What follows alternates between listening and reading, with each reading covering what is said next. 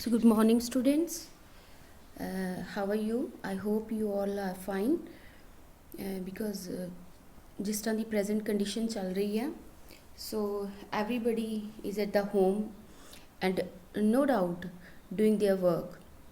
So फिर असी भी क्यों अपने काम तो पीछे रहांगे. Today I have a topic of history that I am going to discuss with you 9th B class.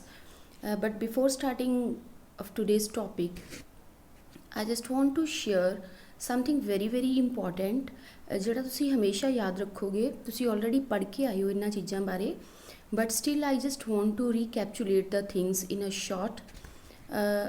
We are human being, right? So human life ਦੇ ਤਿੰਨ aspects ਹੁੰਦੇ ਨੇ. The first one is the social aspect. Social aspect ਕੀ ਹੁੰਦਾ? ਸਾਡਾ ਸਮਾਜਿਕ ਪੱਖ, ਜਿਹਦੇ ਵਿੱਚ ਸਾਡੇ ਰੀਤੀ ਰਿਵਾਜ, ਸਾਡੀਆਂ ਟਰਡੀਸ਼ਨਸ, ਸਾਡਾ ਆਲਾ ਦੁਆਲਾ ਕਿਸ ਤਰ੍ਹਾਂ ਦਾ ਹੈਗਾ ਹੈ, ਆਲ ਕਮਜ਼ ਅੰਡਰ ਸੋਸ਼ਲ ਐਸਪੈਕਟ. ਦੂਸਰਾ ਆ ਜਾਂਦਾ ਹੈ ਸਾਡਾ ਪੋਲੀਟੀਕਲ ਐਸਪੈਕਟ. ਪੋਲੀਟੀਕਲ ਐਸਪੈਕਟ ਦੇ ਵਿੱਚ ਕੀ ਆ ਜਾਂਦਾ ਹੈ ਕਿ ਸਾਡੇ ਆਲੇ ਦੁਆਲੇ ਜਾਂ ਸਾਡੀ ਸੁਸਾਇਟੀ ਦੇ ਵਿੱਚ ਸਿਸਟਮ ਕਿਸ ਤਰ੍ਹਾਂ ਦਾ ਹੈਗਾ ਹੈ. ਫੋਰ ਐਗਜ਼ਾਮਪਲ, ਜਿਸ ਤਰ੍ਹਾਂ ਅੱਜ ਕੱਲ੍ਹ ਦੇ ਟਾਈਮ ਦੀ ਅਗਰ ਗੱਲ ਕਰੀਏ ਤਾਂ ਪਿੰਡਾਂ ਦੇ ਵਿੱਚ ਸਰਪੰਚ ਨੇ ਜਿਹੜੇ ਪ੍ਰੋਪਰ ਕੰਮ ਦੇਖਦੇ ਨੇ ਪਿੰਡਾਂ ਦਾ. ਔਰ ਅਗਰ ਸਟੇਟ ਲੈਵਲ 'ਤੇ ਗੱਲ ਕਰੀਏ ਦੈਨ ਉੱਥੇ ਵੀ ਮਿਨਿਸਟਰਸ ਹੁੰਦੇ ਨੇ, ਲਾਈਕ ਚੀਫ ਮਿਨਿਸਟਰ ਹੋ ਗਿਆ. ਔਰ ਨੈਸ਼ਨਲ ਲੈਵਲ 'ਤੇ ਵੀ all know that prime minister is working. So ਇਹ ਸਾਰਾ ਕੁਝ ਕੀ ਹੋ ਰਿਹਾ? ਸਾਡੇ ਲਈ ਹੋ ਰਿਹਾ. ਪੋਲੀਟੀਕਲ ਸਿਸਟਮ ਕਿਹਨਾਂ ਦੇ ਲਈ ਹੁੰਦਾ? ਲੋਕਾਂ ਦੇ ਲਈ ਹੁੰਦਾ ਹੈ.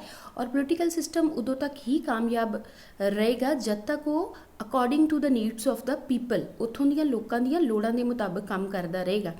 ਅਗਰ ਅਸੀਂ ਅੱਜ ਦੇ ਟਾਈਮ ਦੀ ਗੱਲ ਕਰੀਏ, ਜਿਸ ਤਰ੍ਹਾਂ ਦਾ ਇੱਕ ਵਰਸਟ ਔਰ ਚੈਲੰਜਿੰਗ ਟਾਈਮ ਚੱਲ ਰਿਹਾ, ਮੈਂ ਇਹਨੂੰ ਚੈਲੰਜਿੰਗ ਟਾਈਮ ਕਹਾਂਗੀ. ਜਿਸ ਤਰ੍ਹਾਂ ਦਾ ਅੱਜ ਕੱਲ੍ਹ ਚੈਲੰਜਿੰਗ ਟਾਈਮ ਚੱਲ ਰਿਹਾ, ਉਹਦੇ ਵਿੱਚ ਸਾਡਾ ਪੋਲੀਟੀਕਲ ਸਿਸਟਮ ਬੜੇ ਅੱਛੇ ਤਰੀਕੇ ਨਾਲ ਕੰਮ ਕਰ ਰਿਹਾ. ਲਾਈਕ ਸਾਡੇ ਪ੍ਰਾਈਮ ਮਿਨਿਸਟਰ ਨੇ ਥੋੜ੍ਹੇ ਟਾਈਮ ਬਾਅਦ ਲੋਕਡਾਊਨ ਵਧਾ ਕੇ ਕਿਸ ਤਰ੍ਹਾਂ ਲੋਕਾਂ ਨੂੰ ਮੈਂਟਲੀ ਪ੍ਰਿਪੇਅਰ ਕੀਤਾ ਇਸ ਚੈਲੰਜਿੰਗ ਕੰਡੀਸ਼ਨ ਨੂੰ ਫੇਸ ਕਰਨ ਲਈ. So our political system is working very well. ਸਾਡੀ ਪੁਲਿਸ ਬੜਾ ਅੱਛਾ ਕੰਮ ਕਰ ਰਹੀ ਹੈ. So and the third aspect is our economic aspect, ਜਿਹਦੇ ਵਿੱਚ ਇਨਸਾਨ ਦੀ ਕਮਾਈ, ਉਹਦੀ ਇਨਕਮ, ਉਹਦੀ ਆਮਦਨੀ ਦੇ ਸਾਰੇ ਸਾਧਨ ਆ ਜਾਂਦੇ ਨੇ. ਜਿਵੇਂ ਨੰਬਰ ਆਫ ਪੀਪਲ ਔਰ you can say almost every people do any work for the income, for the survival. ਚਾਹੇ ਉਹ ਫਾਰਮਰਸ ਹੋਣ, ਖੇਤਾਂ 'ਚ ਕੰਮ ਕਰਦੇ, ਚਾਹੇ ਉਹ ਮਜ਼ਦੂਰ ਹੋਣ ਫੈਕਟਰੀਜ਼ ਦੇ ਵਿੱਚ ਜਾਂ ਸੜਕਾਂ 'ਤੇ ਕੰਮ ਕਰਦੇ, ਚਾਹੇ ਉਹ ਇੰਜੀਨੀਅਰ, ਪਾਇਲਟ, ਡਾਕਟਰ, ਟੀਚਰਸ, ਕੋਈ ਵੀ ਹੋਵੇ. ਹਰ ਇਨਸਾਨ ਨੇ ਆਪਣੀ ਲਾਈਫ ਨੂੰ ਸਰਵਾਈਵ ਕਰਨਾ ਹੁੰਦਾ ਹੈ. ਔਰ ਜਿਹੜਾ ਵੀ ਕੰਮ ਉਹ ਕਰਦਾ ਹੈ that comes under their economic aspect, right. So ਤਿੰਨ ਆਸਪੈਕਟਸ ਹੁੰਦੇ ਨੇ ਜਿਹੜੇ ਹਰ ਇਨਸਾਨ ਦੀ ਲਾਈਫ ਨੂੰ ਇਫੈਕਟ ਕਰਦੇ ਨੇ, ਪੋਜ਼ੀਟਿਵਲੀ ਵੀ, ਔਰ ਅਗਰ ਉਹ ਵਿਗੜ ਜਾਵੇ ਤੇ ਦੈਨ ਨੈਗੇਟਿਵਲੀ. ਸੋ ਹੁਣ ਅਸੀਂ ਪੁਆਇੰਟ 'ਤੇ ਆਉਂਦੇ ਹਾਂ.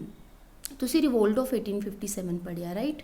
ਰਿਵੋਲਟ ਆਫ 1857 'ਚ ਤੁਸੀਂ ਪੜ੍ਹਿਆ ਕਿ ਕਿਸ ਤਰ੍ਹਾਂ ਬ੍ਰਿਟਿਸ਼ਰਸ ਨੇ ਇੰਡੀਅਨਸ ਦੀ ਸੋਸ਼ਲ, ਪੋਲੀਟੀਕਲ ਔਰ ਇਕਨੋਮਿਕ ਲਾਈਫ ਨੂੰ ਪ੍ਰਭਾਵ ਪਾਇਆ ਸੀ, ਕਿਸ ਤਰ੍ਹਾਂ ਇਫੈਕਟ ਕੀਤਾ ਸੀ. ਕੁਛ ਨੈਗੇਟਿਵਲੀ ਅਤੇ ਕੁਛ ਪੋਜ਼ੀਟਿਵਲੀ ਵੀ ਕੀਤਾ ਸੀ. ਪੋਜ਼ੀਟਿਵਲੀ ਕਿਸ ਤਰ੍ਹਾਂ? ਜਿਵੇਂ ਸੋਸ਼ਲ ਆਸਪੈਕਟ, ਉਸ ਟਾਈਮ ਦੇ ਲੋਕਾਂ ਦੇ ਸਤੀ ਸਿਸਟਮ ਸੀ, ਵਿਡੋ ਰੀਮੈਰਿਜ ਸ਼ੁਰੂ ਕੀਤੀ ਬ੍ਰਿਟਿਸ਼ਰਸ ਨੇ, ਸਤੀ ਸਿਸਟਮ ਨੂੰ ਖ਼ਤਮ ਕੀਤਾ, ਚਾਈਲਡ ਮੈਰਿਜ ਨੂੰ ਖ਼ਤਮ ਕੀਤਾ. ਸੋ ਇਹ ਸਾਰੇ ਕੀ ਸੀਗੇ ਉਸ ਟਾਈਮ ਦੇ ਸੋਸ਼ਲ ਆਸਪੈਕਟਸ, ਜਿਨ੍ਹਾਂ ਨੂੰ ਖ਼ਤਮ ਕਰਨ 'ਤੇ ਲੋਕਾਂ ਨੂੰ ਲੱਗਾ ਕਿ ਸ਼ਾਇਦ ਬ੍ਰਿਟਿਸ਼ਰਸ ਉਹਨਾਂ ਦੀ ਲਾਈਫ ਦੇ ਜਿਹੜੇ ਰੂਲਸ ਨੇ ਉਹਨਾਂ ਨੂੰ ਬ੍ਰੇਕ ਡਾਊਨ ਕਰ ਰਹੇ ਨੇ, ਔਰ ਇਹਦੇ ਨਾਲ ਉਹਨਾਂ ਦੇ ਰੀਤੀ ਰਿਵਾਜ ਸਾਰੇ ਜਿਹੜੇ ਨੇ ਉਹ ਖ਼ਤਮ ਹੁੰਦੇ ਜਾ ਰਹੇ, ਉਹ ਸ਼ਾਇਦ ਲਾਈਫ ਵੀ ਖ਼ਤਮ ਹੋ ਜਾਏਗੀ.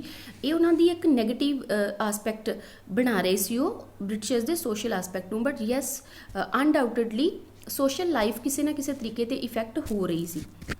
ਦੂਸਰੀ ਚੀਜ਼, ਉਹ ਪੋਲੀਟੀਕਲ ਸਿਸਟਮ, ਜਿਸ ਤਰ੍ਹਾਂ ਅਸੀਂ ਪੜ੍ਹਿਆ ਉਸ ਟਾਈਮ 'ਤੇ ਕਿੰਨਾ ਦਾ ਰਾਜ ਸੀ? ਰਾਜਿਆਂ ਦਾ, ਰਾਈਟ. ਮੋਨਾਰਕੀ ਸਿਸਟਮ ਸੀ, ਪ੍ਰਿੰਸਲੀ ਸਟੇਟ ਸੀ. ਸੋ ਬ੍ਰਿਟਿਸ਼ਰਸ ਨੇ ਬਹੁਤ ਸਾਰੀਆਂ ਪੋਲਿਸੀਜ਼ ਬਣਾਈਆਂ ਉਹਨਾਂ ਦੀ ਪੋਲੀਟੀਕਲ ਲਾਈਫ ਨੂੰ, ਇੰਡੀਅਨਸ ਦੀ ਨੂੰ ਡਿਸਟਰਬ ਕਰਨ ਦੇ ਲਈ. ਲਾਈਕ ਡਾਕਟਰਾਈਨ ਆਫ ਲੈਪਸ ਹੋ ਗਈ, ਸਬਸਿਡਰੀ ਐਲੀਅੰਸ ਹੋ ਗਈ. ਉਸ ਤੋਂ ਬਾਅਦ ਇਕਨੋਮਿਕ, ਕਿਸ ਤਰ੍ਹਾਂ ਫਾਰਮਰਸ ਦੇ ਉੱਪਰ ਹੈਵੀ ਟੈਕਸਿਸ ਲਗਾ ਕੇ ਉਹਨਾਂ ਦੀ ਲੈਂਡ ਦੇ ਉੱਪਰ ਆਪਣਾ ਕਬਜ਼ਾ ਕਰਕੇ, ਇਹ ਸਾਰੇ ਉਹਨਾਂ ਦੇ ਇਕਨੋਮਿਕ ਆਸਪੈਕਟਸ ਜਿਹੜੇ ਸੀਗੇ ਉਹ ਕਿਸ ਤਰ੍ਹਾਂ ਇਫੈਕਟ ਹੋਏ. ਔਰ ਹੌਲੀ ਹੌਲੀ ਇਹੀ ਸਾਰੇ economic aspect, political aspect, social aspect ਇੱਕ ਲੋਕਾਂ ਦੇ ਵਿੱਚ ਇੱਕ ਗੁੱਸੇ ਦਾ ਕਾਰਨ ਬਣਦੇ ਗਏ. ਔਰ ਹੌਲੀ ਹੌਲੀ ਰਿਜ਼ਲਟ ਕੀ ਨਿਕਲਿਆ? Revolt of 1857. ਰਿਵੋਲਟ ਮਤਲਬ ਕੀ ਹੁੰਦਾ? ਕਿਸੇ ਗਲਤ ਚੀਜ਼ ਦੇ ਖਿਲਾਫ ਜਦੋਂ ਕੁਝ ਲੋਕ ਖੜੇ ਹੋ ਜਾਂਦੇ ਨੇ ਤੇ ਉਹਨੂੰ ਅਸੀਂ ਰਿਵੋਲਟ ਜਾਂ ਰੈਵੋਲਿਊਸ਼ਨ ਦਾ ਨਾਮ ਦਿੰਦੇ ਹਾਂ. ਔਰ ਇਹ ਬਣੀ 1857 ਦੀ ਰੈਵੋਲਿਊਸ਼ਨ, ਜਿਹਨੂੰ first war of India's independence ਵੀ ਅਸੀਂ ਕਹਿੰਦੇ ਆ ਰਾਈਟ। ਸੋ ਜਿਹੜੇ ਪੋਲੀਟੀਕਲ ਆਸਪੈਕਟ ਸੀ ਉਹ ਪੋਲੀਟੀਕਲ ਕਾਜ਼ਿਜ਼ ਬਣੇ, ਦੈਨ ਸੋਸ਼ਲ ਕਾਜ਼ਿਜ਼ ਐਂਡ ਇਕਨੋਮਿਕ ਕਾਜ਼ਿਜ਼ ਬਣੇ ਰਿਵੋਲਟ ਆਫ 1857 ਦੇ ਰਾਈਟ। ਸੋ ਇੱਥੋਂ ਤੱਕ ਪਹਿਲੇ you have to keep in your mind and after that let's move to the main topic of today's lecture, right?